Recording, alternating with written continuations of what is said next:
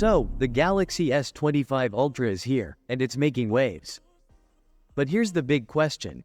Is it worth going for the S25 Ultra, or should you stick with the S24 Ultra?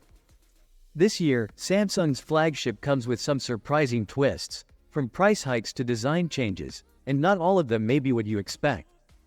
Let's dive into the top 10 changes between the S24 Ultra and the S25 Ultra, and trust me, these details could make or break your decision. Alright, first up, the price.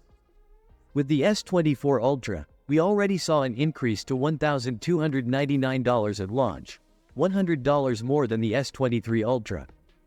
But Samsung is rumored to bump it even higher for the S25 Ultra, possibly to $1,350 or even $1,400. Sure, they'll have trade-in offers and pre-order deals, but that's still a lot for a flagship.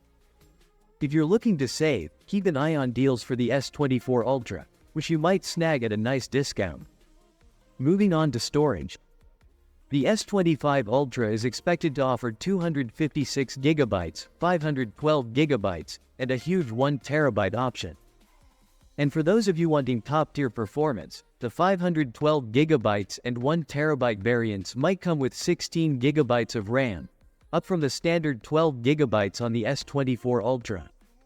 This extra RAM will boost multitasking and future-proof your phone, but remember, more RAM means a higher price. Let's talk power.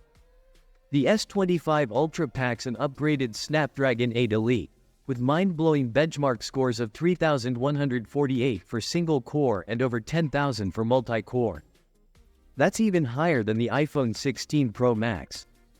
Samsung's Galaxy exclusive chip is overclocked, but this much power makes me wonder about the battery life. Will the phone be efficient enough to keep up? Speaking of battery life, Samsung's sticking with the same 5,000 mAh battery and 45W charging. With that powerhouse processor, it could be challenging to maintain the battery life we're used to. And while other brands are increasing battery capacity, like the OnePlus 13's 6,000 mAh battery, Samsung's keeping it steady. Here's hoping Samsung's software optimizations deliver better battery life than expected. The S25 Ultra's display is getting a bit of a facelift. It's bumped up to a 6.9-inch screen, slightly larger than the S24 Ultra's 6.8 inches, with thinner bezels and a more rounded design. The slimmer look and flatter sides give it a premium feel without feeling too bulky, so it should be more comfortable to hold. The S25 Ultra's design is turning heads. It's more rounded, ditching the square corners of the S24 Ultra. But Samsung's not going fully rounded like some other flagships. It's a balanced, refined look that sets it apart. Plus, the bezels are slimmer, making it feel less wide and easier to handle. If design matters to you, this is a significant change. Let's get into those cameras. The S25 Ultra keeps the 200 megapixels main sensor, but it's adding a new 50 megapixels ultra-wide sensor.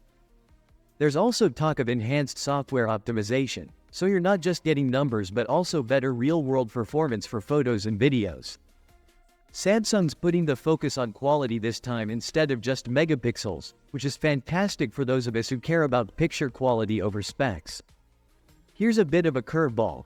Samsung might use the M13 panel on the S25 Ultra, the same one from the S24 Ultra. This is surprising, as Google and Apple are now using newer M14 panels.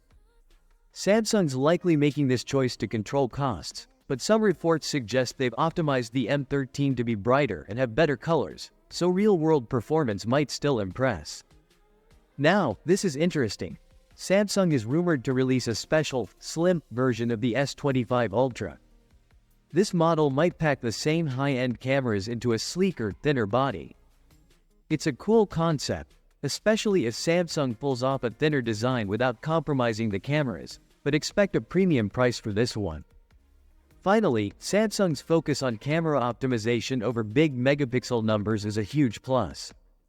Instead of just boosting specs, they're enhancing software, which means better low-light shots, faster focusing, and improved video quality. This optimization approach means your photos and videos could look significantly better on the S25 Ultra compared to the S24 Ultra, even with similar specs. So, there you have it. The top 10 changes between the Galaxy S25 Ultra and the S24 Ultra.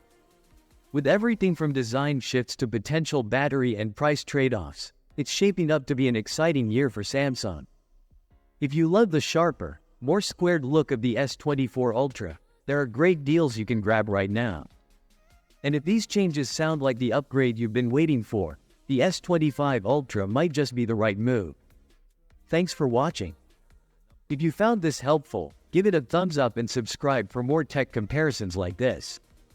Until next time, peace out.